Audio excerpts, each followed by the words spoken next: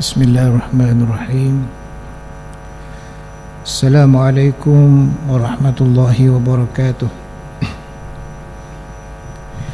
Innal hamdalillah nahmaduhu wa nasta'inuhu wa nastahdihi wa nastaghfiruh wa na'udzu billahi min shururi anfusina wa sayyiati a'malina.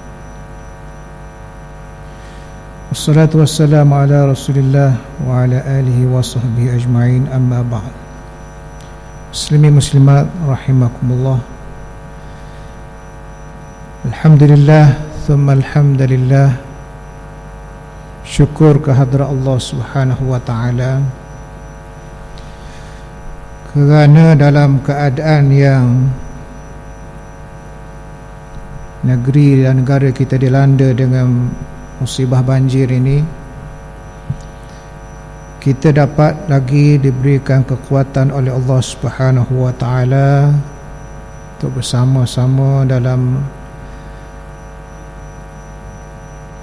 Riyadul Jannah, taman-taman syurga Allah Subhanahu wa ta'ala. Benarlah seperti mana sabda Rasulullah sallallahu alaihi wasallam, ajaban lil amril muslim, inna amrahu kullahu fi khair, in asabahu khair syakara wa kana khairan lah, wa in asabathu syarra sabara wa kana khairan lah, wa laysa dhalik illa li muslim. Maksudnya, pelik sungguh urusan orang yang Islam ini. Orang Islam ini pelik sungguh urusannya. Semua perkara mendatangkan kebaikan kepadanya. Sekiranya ditimpa dengan kebaikan, dia bersyukur, maka itu lebih baik kepadanya. Tetapi apabila ditimpa dengan keburukan, dia akan bersabar, dan itu menjadi lebih baik untuknya. Semua ini berlaku kepada orang yang bernama Muslim atau mukmin kepada Allah Subhanahu wa ta'ala. Jadi kita orang yang beriman kepada Allah Subhanahu wa ta'ala yakin bahawa segala ibtila, ujian daripada Allah Subhanahu wa ta'ala.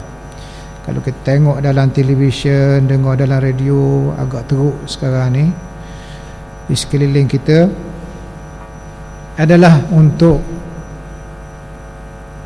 menggugurkan dosa-dosa kita dan mengangkat darjah kita di sisi Allah Subhanahu wa ta'ala. Muslimin muslimat rahimakumullah. Saya teruskan bacaan dalam hadis ataupun kitab Mustikah Hadis berkenaan dengan malaikat dan tugas-tugas malaikat. Seperti mana yang kita tahu, malaikat ini terlampau ramai, bahkan boleh jadi lebih ramai daripada manusia. Dan setiap malaikat ini, malaikat adalah satu makhluk Allah Ta'ala yang special dan istimewa, yang seluruh hidupnya digunakan untuk taat dan berkhidmat kepada Allah Subhanahu wa ta'ala. Dan setiap malaikat itu ada tugas, macam juga kita lah ada tugas.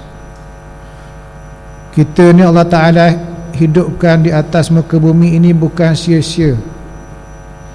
Afa hasibtum annama khalaqnakum abatha, adakah kamu kira Allah Ta'ala jadikan kita ini sebagai sia-sia? Tak sia-sia, ada tugas masing-masing. Sebagaimana juga malaikat ni ada tugas-tugas, banyak tugas-tugas malaikat. Yang kita kenali 10 malaikat tugas masing-masing. Tapi selain daripada 10 tu ada tugas-tugas, ada malaikat-malaikat yang mempunyai tugas-tugas sendiri yang telah ditetapkan oleh Allah Subhanahu wa ta'ala yang maha bijaksana. Antaranya, di antara malaikat juga ada yang ditugaskan membaca Allahumma Rabbana lakal hamd, ketika solat. Ketika solat, iaitulah dalam hadis yang diriwayatkan oleh Abi Hurairah radhiyallahu anhu, anin Nabi sallallahu alaihi wasallam qala, idza qala al-imam sami'a Allahu liman hamidah faqulu Allahumma rabbana lakal hamd, fa inna man wafaqa qawluhu qawla al-malaikah ghufira lahu ma taqaddama min dhanbihi. Rawahul Bukhari wa Muslim. Hadis sahih riwayat Bukhari dan Muslim. Makna hadis ni kita kena pegang sungguh-sungguh ti. Maksudnya daripada Abu Hurairah radhiyallahu anhu, daripada Nabi sallallahu alaihi wasallam, sabdanya, apabila imam membaca sami Allahu liman hamidah, imam bangun daripada rukuk, berkatalah dia sami Allahu liman hamidah, maka hendaklah kamu berkata Allahumma rabbana lakal hamd, ataupun rabbana lakal hamd, ataupun rabbana walakal hamd. Biasa kita baca, tiga baca tu, ataupun Allahumma rabbana walakal hamd, sama je maksudnya. Ya Tuhan kami, bagi kamulah segala kepujian, maksudnya. Maka katalah kamu selepas daripada imam kata sami Allahu liman hamidah itu, Rabban Allahumma rabbana lakal hamd, kerana sesiapa yang berbetulan bacaannya dengan bacaan malaikah yang juga membacanya, nescaya diampunkan dosanya yang telah lalu. Allah Ta'ala bagi setiap kali sembahyang, bahkan setiap kali rakaat, peluang untuk orang yang solat. Bukan solat di rumah, bukan solat seorang. Yang pertamanya kena solat berjamaah. Sebab tu ada perkataan imam. Bila imam kata sami Allahu liman hamidah, kalau solat seorang, kitalah imam, kitalah makmum. Sami Allahu liman hamidah, kita baca sendiri Allahumma rabbana lakal hamd. Tak jadi macam dalam hadis ni. Hadis ni dia kata, imam kata sami Allahu liman hamidah, kita tak payah sebut dah sami Allahu liman hamidah tu, kita sebut Allahumma rabbana lakal hamd. Biasa kita dengar solat daripada Masjidil Haram kan, sami Allahu liman hamidah rabbana lakal hamd, dia kata gitu. Nak kena cepat, jangan dulu pada imam, jangan kita sebut dulu rabbana lakal hamd, imam dak sami Allah lagi, dak jadi power, tak ada pahala jamaah. Jangan sama imam nak derah sangat ni, imam kata sami Allah, kita sebut rabbana lakal hamd, dak dah habis lagi sami Allah tu, dah habis lagi, dak jadi juga. Dia kena lepas saja hamidah rabbana lakal hamd, disebut rabbana walakal hamd, Allahumma rabbana lakal hamd.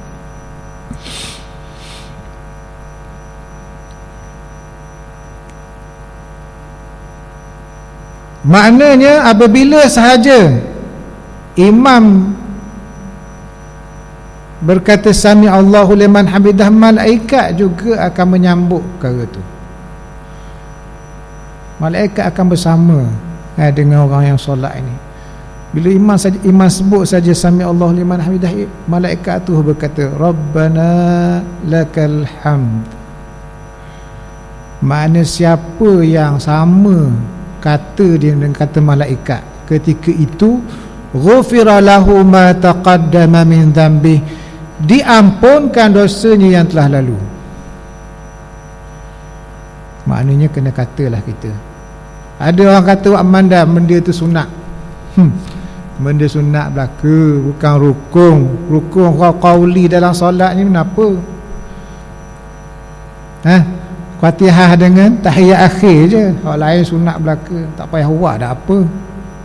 Kalau buat alhamdulillah, tak payah, tak buat pun taklah batal sembahyang. Tapi kelebihan yang besar Allah Ta'ala bagi pada setiap bacaan-bacaan yang ada dalam solat itu. Jadi kataan sami Rabbana walakal hamd saja, bila sama dengan kata malaikat Rabbana walakal hamd, maka diampunkan dosa yang telah lalu. Itu yang kita nak, saudara-saudari muslimin muslimat sekalian.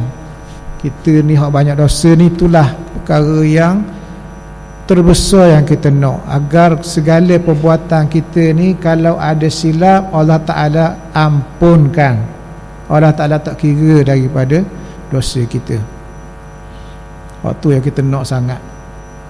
Dan waktulah kalau kita bangkit dalam kubur nanti, di padang mahsyar nanti, kita rasa kita banyak dosa, tiba-tiba tengok depan Allah Ta'ala tak ada pun dosa. Allah Ta'ala tak sebut pun. Allah Ta'ala hapus kira gitu. Alhamdulillah, leganya. Subhanallah. Itu yang pertama, hadis yang pertama. Sebaik-baik saja bacaan tersebut selesai dibaca, maka setiap orang yang disembahyang dituntut memuji Tuhan dengan berkata Allahumma Rabbana lakal hamd. Pujian ini juga diucapkan oleh malaikat pada ketika itu. Dalam hadis ini diterangkan tentang faedah ucapan pujian yang tersebut, iaitu sesiapa yang bertepatan ucapannya dengan ucapan pujian daripada malaikat, nescaya beroleh keampunan Allah Ta'ala pada saat yang mulia ini. Bayangkan berapa kali kita kata Rabbana walakal hamd, 17 kali sehari semalam. Maknanya kita yang nak kepada pahala, nak keampunan ni, kena kejar solat berjamaah. Solat seorang tak ada fadilat ni weh. Kena kejar solat jemaah. Hak paling afdal berjemaahnya di mana azan dilaunkan, iaitu di masjid dan surau, rumah-rumah Allah Subhanahu wa ta'ala. Kalau tak dan sangat, berjemaahlah bersama kawan kerabat, kawan-kawan, keluarga dan sebagainya. Saya dapat kelebihan ini insya-Allah. Yang pertama, hadis yang pertama, maknanya ada malaikat yang bertugasnya tu saja. Mungkin ada tugas lain lah, tapi ini antara tugas malaikat-malaikat ini. Di antara malaikat juga ada yang ditugaskan memohon keampunan bagi orang yang berada di tempat sembahyangnya dalam keadaan suci bersih, menunggu solat, berzikir. Ini yang kita nama i'tikaf, duduk lepas solat menunggu solat dalam keadaan berwudu dengan niat i'tikaf, niat zikir. Jadi malaikat ini ditugaskan untuk mohon keampunan bagi kita ni, kita sekarang ni. Sampai dengar orang baca hadis, dengar orang mengajar, kita niat kita beriktikaf, dapat ucapan keampunan, doa keampunan daripada para malaikat. Jangan lepaskan peluang ni. Dah kalau seminggu 7 kali kita berada dalam di masjid Allah Ta'ala antara maghrib dan isyak ni, tentunya tiap-tiap hari kita dapat doa keampunan daripada malaikat. Jadi malaikat ni makhluk yang dekat dengan Allah Subhanahu wa ta'ala. Makhluk yang dekat dengan Allah Subhanahu wa ta'ala. Doanya pasti akan dimakbulkan oleh Allah Subhanahu wa ta'ala. Hadisnya an Abi Hurairah, juga daripada Abu Hurairah radhiyallahu anhu, Anin Nabi sallallahu alaihi wasallam qala al-malaikatu tusalli ala ahadikum ma dama fi musallahu alladhi salla fihi ma lam yuhdith taqul Allahumma ighfir lahu warham Allahumma ighfir lahu Allahumma arhamhu. Rawahul Bukhari wa Muslim. Juga hadis yang sahih, muttafaq alaih, Bukhari dan Muslim. Maksudnya daripada Abu Hurairah radhiyallahu anhu, daripada Nabi sallallahu alaihi wasallam sabdanya, malaikat sentiasa berdoa untuk seseorang kamu selama mana ia berada di tempat ia sembahyang padanya, selagi mana ia tidak berhadas, iaitu mereka memohon kepada Allah Subhanahu wa ta'ala dengan berkata, ya Tuhan kami, ampunilah dosanya, ya Tuhan kami, berilah rahmat kepadanya. Ini satu lagi kumpulan malaikat yang berdoa kepada orang yang sentiasa beriktikaf di masjid, di tempat dia solat, untuk berzikir mengingati Allah Subhanahu wa ta'ala. Orang yang nak dapat kelebihan ni, pertamanya dia kena datang ke rumah Allah Subhanahu wa ta'ala. Kerana rumah Allah Ta'ala lah tempat yang sebaik-baiknya untuk dia solat. La masjidun ussisa ala taqwa min awwali yawmin ahaqqu an taquma fihi rijalun yuhibbuna an yatatahharu wallahu yuhibbul mutatahhirin. Masjid-masjid yang dibina di atas dasar takwa kepada Allah Subhanahu wa ta'ala lebih layak untuk kamu makmurkan di dalamnya, kerana di dalamnya ada lelaki-lelaki dan perempuan-perempuan juga yang ingin untuk membersihkan diri mereka, kerana Allah Subhanahu wa ta'ala amat suka kepada orang yang membersih diri. Itu yang pertama. Nak dapat doa malaikat Allahumma ighfir lahu Allahumma arhamhu ni, bukan tunggu mati je. Bila mati dapat juga doa daripada orang, Allahumma ighfir lahu warhamhu wa'afihi wa'fu anhu. Sebenarnya doa ni dapat masa kita solat, masa kita beriktikaf ni dapat. Siapa yang doa? Malaikat yang doa. Allahumma ighfir lahu Allahumma arhamhu, ya Allah ampunilah dia, ya Allah rahmatilah dia. Syarat yang pertamanya datang masjid, kerana disitulah keberkatan daripada Allah Subhanahu wa ta'ala. Kerana satu sabda Nabi yang bermaksud, kalaulah kamu tahu kelebihan solat di masjid rumah-rumah Allah Subhanahu wa ta'ala ini, pasti kamu akan datang kepadanya walau dalam keadaan merangkak. Sebab itulah Rasulullah nak wafat dah, datang lagi ke masjid, dipapah oleh sepupunya dan pak saudaranya Abbas dan Ali, dipapah. Kamu akan datang kalau kamu dalam keadaan mengesok, Rasulullah kata, merangkak, nak dapat pahala solat berjemaah. Kerana di dalamnya Allah Ta'ala kata ada lelaki-lelaki yang ingin membersihkan diri, dan Allah Ta'ala suka orang yang nak membersihkan diri. Kita insya-Allah dimasukkan oleh Allah dalam golongan orang-orang yang macam ni. Jadi ketahuilah ketika ini malaikat sentiasa berdoa, Allahumma ighfir lahum, Allahumma arhamhum. Malaikat melindungi kita dengan sayap-sayapnya dan kata Allahumma ighfir lahum, Allahumma arhamhum. Bahagialah kita insya-Allah. Dan orang yang beriman ini berada di rumah-rumah Allah Subhanahu wa taala ibaratnya ikan dalam air. Rasa tenang dalam masjid, tak rasa keluh kesah. Kalau dia sakit perut memang patut keluh kesah lah.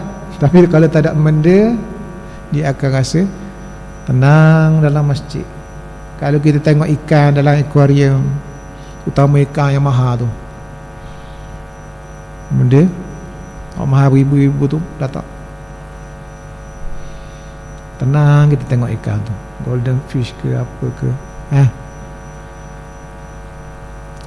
kelisa dan sebagainya lah. Tapi orang yang fasik berada di dalam masjid ibarat burung dalam sangkar, hok baru kena takak, patang ada peluang, terbuka je. Jadi jadikan kita di dalam rumah Allah Ta'ala ni umpama ikan berada dalam air. Oleh sebab itulah orang-orang yang beriman suka untuk berada lebih lama di masjid, di rumah-rumah Allah Subhanahu wa Ta'ala. Dan Allah Ta'ala amat marah, amat murka kepada orang yang berusaha untuk menjauhkan orang daripada masjid,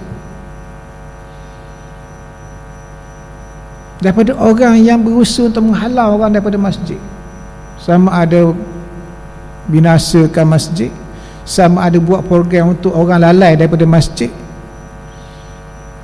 ataupun buat kempen ke orang tak mari masjid, Allah Ta'ala akan murka dengannya. Wa man azlamu mimman mana'a masajidallahi an yudhkara fiha ismuhu wa sa'a fi kharabiha. Tidaklah ada orang yang paling zalim, lebih zalim daripada orang yang menghalang disebut nama Allah di dalam masjid dan berusaha untuk membinasakan masjid itu sendiri. Jadi kalau waktu-waktu solat ni kita sebagai mak ayah ni tutuplah TV, takut kita termasuk daripada golongan tu. Tutuplah, bola gua ni pun tutup, semayang dulu. Sebab apa?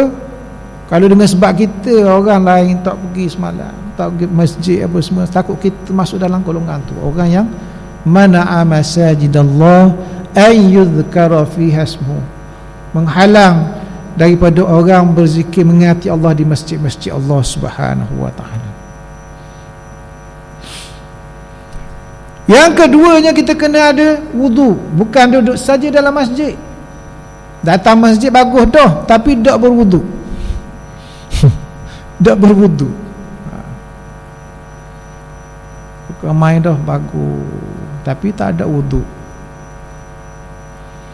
tak ada pahala, tak dituliskan pahala di situ, tak dapat doa daripada malaikat.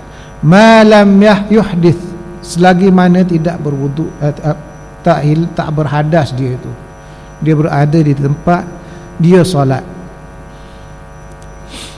Jadi dua orang inilah yang mendapat doa daripada malaikat, Allahumma ighfir lahu, Allahumma arhamhu. Salat sebagaimana yang sedia diketahui umum adalah satu ibadat yang mempunyai kelebihan-kelebihan yang tidak terhitung. Maka salat juga tempat salat juga mempunyai nilainya yang tinggi di sisi Allah Subhanahu wa Ta'ala. Sebab itulah Allah Ta'ala suka sangat orang datang ke masjid. Seseorang yang menahan dirinya di tempat duduk salatnya sesudah dia mengerjakan salat dalam keadaan suci daripada hadas dan suci daripada sebab-sebab yang mendatangkan dosa. Yang pertama, suci daripada berhadas. Yang keduanya, suci daripada sebab-sebab yang mendatangkan dosa. Suci daripada riak. Kadang-kadang dia mari masjid kok, tapi nak tunjuk ke orang, nak tunjuk ke orang, tunjuk ke pria ke boh dia ke tua dia ke, ke kawan dia, ke aku ni mari masjid juga, tak jadi gitu. Ataupun datang tu untuk perkara lain lah, untuk sombong dan sebagainya. Maka ia sentiasa didoakan oleh malaikat-malaikat yang bertugas untuk itu. Semoga Allah mengampuni dosanya dan semoga Allah merahmatinya. Hadis ini membayangkan bahawa orang yang beribadat ada di antaranya yang mengerjakan ibadatnya dengan sempurna. Setiap orang yang mengerjakan ibadat ada dua je. Ada yang sempurna, ada yang tak sempurna. Bagi orang yang sempurna ini layak menerima rahmat daripada Allah Subhanahu wa taala. Sebab itulah malaikat sebut dia Allahummarhamhu. Pada orang yang dah sempurna solat dia, sembahyang dengan khusyuk, rukun-rukun semua tamam sempurna, dia akan mendapat doa Allahummarhamhu. Ya Allah, sayangilah dia, rahmatilah dia. Manakala orang yang tidak sempurna dalam solatnya, bukan tak sempurna mana batal, sembahyang tu ada kurangnya juga. Bacaan-bacaan sunat dia tak baca, hati dia kelain. Orang sembahyang tapi hati kelain, kurang pahalanya. Tapi orang yang kurang pahalanya, Allah Ta'ala, malaikat akan berdoa kepadanya, Allahumma ighfir lahu, ya Allah ampunilah dia. Jadi semua yang datang ke masjid, semua yang solat di masjid dapat pahala dan dapat doa belaka. Tak seperti orang yang solat seorang-seorang. Orang yang solat seorang-seorang tak dapat pahala-pahala ni. Sebab itulah Rasulullah kata, tafdalu salatal jamaah ala salatil fardhi bi 27 darajah. Sembahyang jemaah lebih mulia di sisi Allah daripada sembahyang berseorangan 27 kali lebih baik. Itu yang kedua, hadis yang kedua yang saya nak bacakan hari ini. Dan hadis yang ketiganya, di antara malaikat juga ada yang ditugaskan untuk berdoa kepada orang yang merapatkan celah-celah saf salatnya. Dah berada di masjid Allah, berada di saf, dan dia rapat-rapatkan saf. Betul dah rapat-rapatkan saf. Iman selalu khabar, istawu sufufakum yarhamna wa yarhamukumullah. Betulkan saf-saf kamu, moga-moga Allah Ta'ala merahmati kami dan kamu. Jadi kita kena usaha rapat-rapatkan saf. Jangan ada celah. Jangan antara seorang dengan seorang tu boleh masuk dua orang lagi, tapi kita tak masuk. Renggang sungguh. Tak ada pahala sah tu, tak ada. Di negeri Arab saya selalu jumpa orang yang bila dia tak dapat nak penuhkan solat sah tu, kerana orang lain tak mahu mari rapat, dia kekeng kaki dia tu sampai kekeng sungguh lah, nak bagi sama kaki dia tu sama rapat dengan kaki orang lain tu. Kekeng sungguh. Jadi gitu kaki dia. Sungguh je nak rapatkan sah. Sebab imam kata kaki dengan kaki, katif dengan katif, bahu dengan bahu. Boleh-bolehnya kaki kita bersentuh dengan kaki orang tu, bahu kita bersentuh dengan bahu orang sebelah kita. Itu yang paling afdal. Bukanlah siapa kenyuk bahu gitu, dak. Biar sentuh. Oh, paling molek. Kaki sentuh kaki, bahu sentuh bahu. Okey.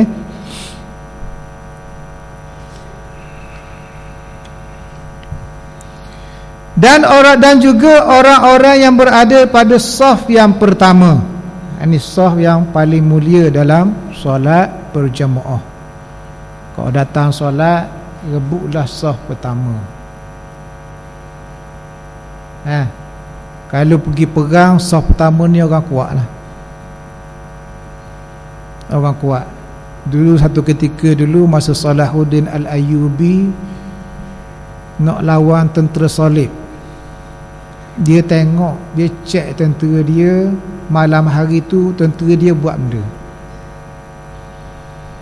Ada tentera dia duk berlatih main pedang, ada tentera dia baca Quran, ada tentera dia solat tengah malam, ada tentera dia tidur, ada tentera dia cakap.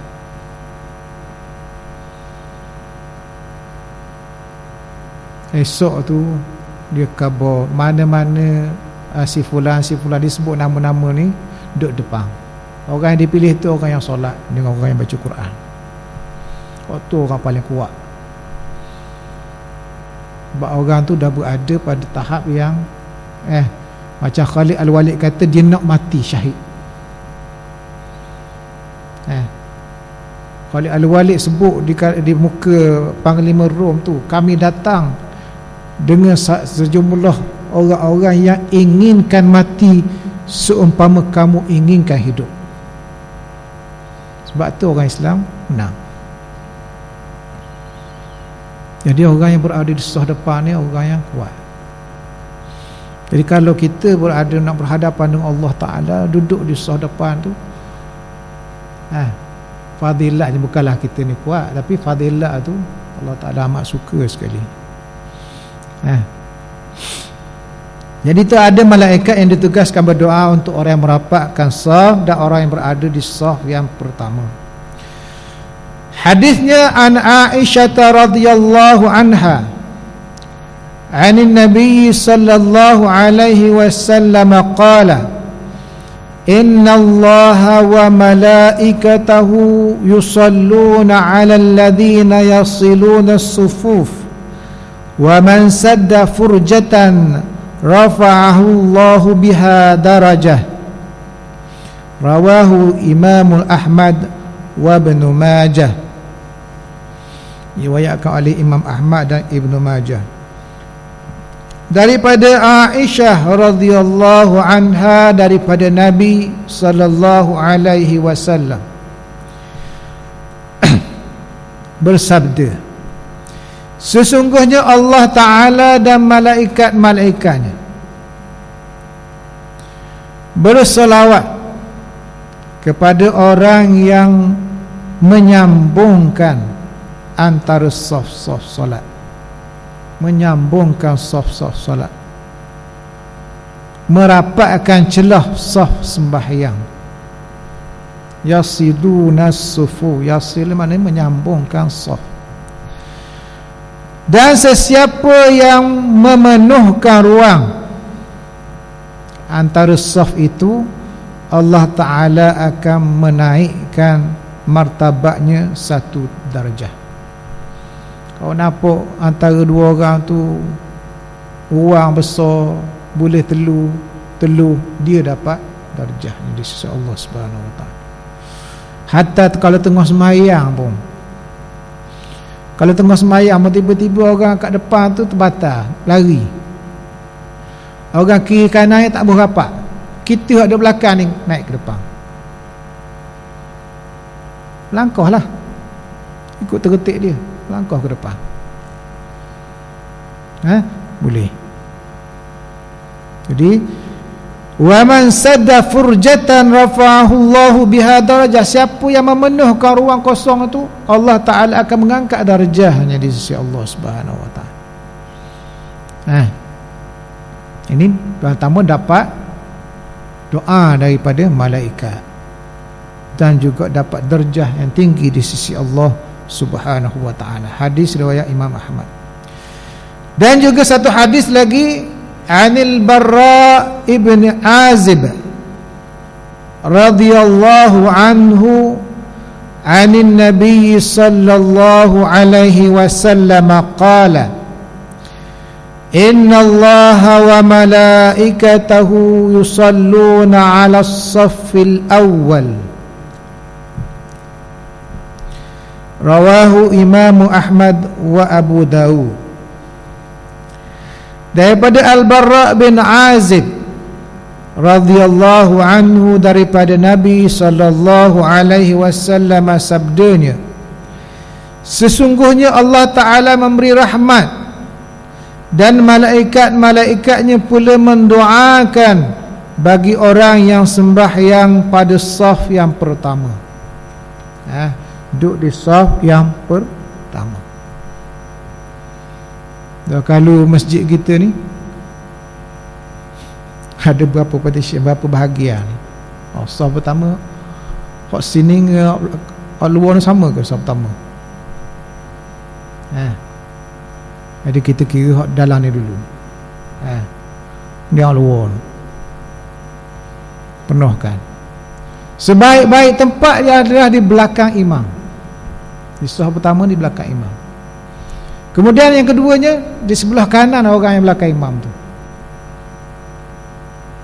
Penuhkan sebelah kanan dulu, baru belah kiri. Lepas tu kanan, kiri, kanan, kiri, kanan, kiri, sampai ke dinding. Lagi dah apa-apa dinding tu, janganlah duduk belakang, saf belakang. Tu adab di saf pertama. Saf kedua, hak paling afdal duduk kat mana? Duduk di belakang imam juga, saf kedua. Mana mari duduk tengah tu, saf kedua. Bukan duduk tepi dinding tu. Di belakang imam juga. Kemudian di kanannya, di kiri, di kanan kiri sampai penuh. Begitulah saf-saf seterusnya. Orang puang gitu juga, ya, di belakang imam. Berada di tengah-tengah masjid. Itu saf yang pertama. Sembahyang berjamaah mempunyai kelebihan yang besar, dan kedudukan saf dalam sembahyang berjamaah itu dikehendaki setiap orang menjaganya dengan baik supaya tidak terputus atau tidak ada celah-celahnya. Semolek-moleknya orang dewasa lah. Tapi kalau duduk saf belakang tu budak-budak masuk sekali, tak apalah. Bukan budak-budak bukan najis, ada yang pandangan budak-budak ni najis. Minggu lepas saya solat Jumaat di satu sembahyang, satu masjid dekat bawah lah. Masjid mana? Terkejut, datuk dia jerkohan cucu dia. Tak boleh kata dak semari. Tak boleh duduk sekali. Dia marah kita semua depan orang. Tak apa, tapi semolek-moleknya anak duduk belakang lah. Tapi kalau dah berada di tepi kita, tak ada masalah. Okay. Kita dikehendaki menjaga dengan baik supaya tidak terputus atau tidak ada celah-celah yang luas.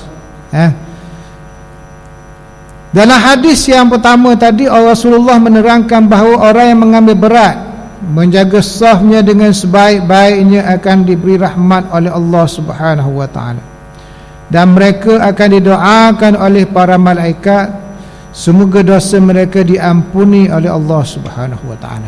Itu yang pertama. Rapat-rapatkan.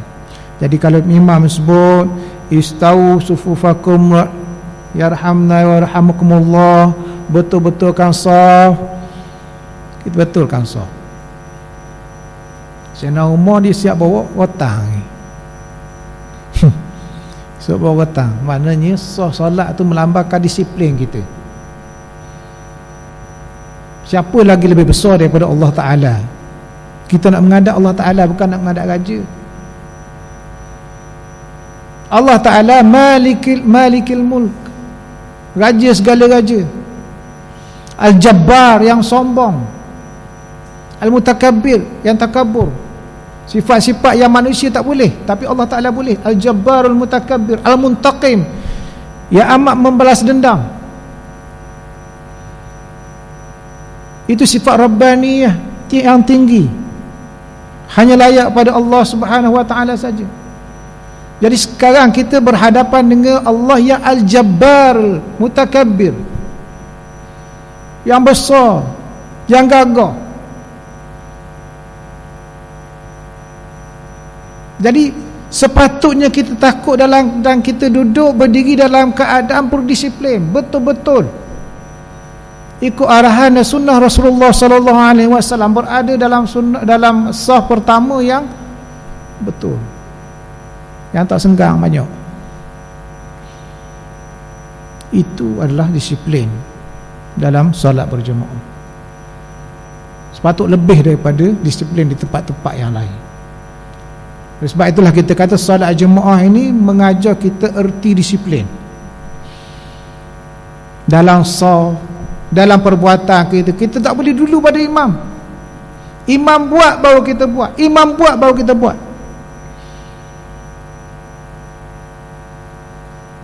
Mengajar kita berdisiplin. Selain daripada itu, orang yang masuk menutup celah-celah saf solat pula akan ditinggikan martabatnya oleh Allah Subhanahu wa taala. Martabat ni makna kedudukannya di sisi Allah, dekatlah dia dengan Allah Subhanahu wa taala. Itu yang kita nak, dekat dengan Allah Subhanahu wa taala. Kalau kita suka pada orang tu, kita nak dekat-dekat dengan dia. Apatah lagi Allah taala. Kalau kita benar-benar kasih kepada Allah, sayang kepada Allah, cintakan Allah, kita akan berhajat untuk berada dekat dengan Allah Subhanahu wa taala. Bersama dengan para anbiya, para nabi-nabi dan rasul-rasul, wasyuhada, para orang syahid dan salihin. Wa hasuna ulaika rafiqa, alangkah baiknya peneman bagi mereka ni. Manakala dalam hadis yang kedua pula diterangkan tentang kelebihan saf yang pertama dalam solat berjemaah dan balasan yang sebaik-baiknya yang didapati oleh orang yang mengambil tepatnya dalam saf yang pertama. Jadi untuk mendapatkan peluang ini, saudara-saudari muslimin muslimat sekalian, kita sentiasa cakna prihatin untuk datang awal ke masjid. Sekarang ni fenomena sekarang ni tak macam dulu. Dulu rasa kalau 10 minit nak sembahyang Jumaat lah, saya cerita Jumaat ni, penuh dah masjid. Zaman kita kecil-kecil dululah, masjid makin sikit ya, ramai kan masjid. Tapi learning 2-3 minit ke nak azan, tak apa separuh ke masjid. Orang suka mari lewat. Dia tak suka dengan kurnia-kurnia yang Allah Ta'ala janjikan untuk orang yang mari awal di masjid tu. Ada orang kata dapat pahala unta, dapat pahala lembu, sedekah lembu, dapat pahala sedekah kambing. Tak mahu. Dia nak pahala sedekah telur ayam. Ataupun dia nak mari solat tu dalam keadaan malaikat tutup dah. Daftar kehadiran tutup lah, malaikat dengar orang yang berkhutbah. Jadi muslimin muslimat sekalian, itulah hadis-hadis, 4 hadis yang saya baca hari ini menerangkan tugas-tugas para malaikat. Yang tugas-tugas ini adalah untuk berdoa kepada kita agar kita sendiri mendapat keampunan dan rahmat daripada Allah Subhanahu wa taala. Itu saja. Billahi taufiq wal hidayah. Wassalamualaikum warahmatullahi taala wabarakatuh. Bismillahirrahmanirrahim. Alhamdulillahirabbil alamin wassalatu wassalamu ala rasulil amin wa ala alihi wa sahbihi ajmain. Allahumma ij'al jam'ana hadha jam'an marhuman mubaraka waj'al tafarruqana min ba'dihi tafarruqan ma'suman. Allahumma ij'alna minal ladzina yastami'una al-qawla fayattabi'una ahsanah. Allahumma hdina wahdi bina waj'alna sababan liman ihtada. Wassallallahu ala sayyidina Muhammadin wa ala alihi wa sahbihi wasallam walhamdulillahi rabbil alamin.